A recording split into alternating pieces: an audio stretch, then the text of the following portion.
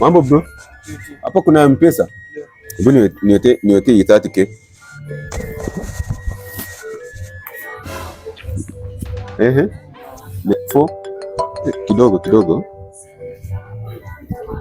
Halo kijana yangu. Yes dad. Unaelewa hali yangu vile iko? Hali yako najua dad. Simu wa kulima. Nilikuwa naomba unitumie 10,000 hivi. Nipe 10k. Nipe vijana wanilimie. Acha nikutumie sasa hivi basi. Sawa. Bro. Ngoja kuweka hiyo do.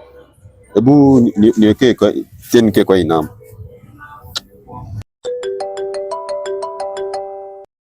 Babe, mtoto ni msiki kai.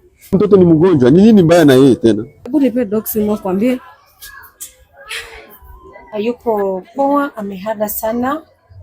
So kipimo na matibabu inahitaji 10,000. 10k? Yeah.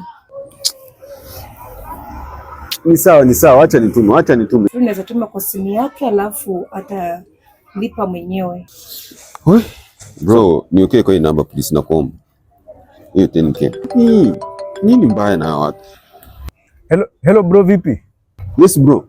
Aki tafadhali, nilikuwa naomba kama uko na hata kama ni 7,000 nitumie ni 8,000. Oh, 8,000. Ati 8,000? Deni yao hapa na nisipowapatia bro walai. Sijui hata siku yangu itaendaje, please. Ndio nilikwambia ujinga yako kushika shuka ufala sipendi. Sawa, nitume kwa hii namba. Nitumie tu kwa hii namba, nitumie tu kwa Bro, pole kukusumbua basi. Hebu nitumie hii 8,000 kwa hii namba. Sawa, asante. Most ladies don't understand that being a man is very hard. It's easy to stand like a referee and a commentator and a supporters club. You are supposed to bring the school fees, but by now you should have a car. Let me submit to you, being a man is hard. That's why the prisons are full of them.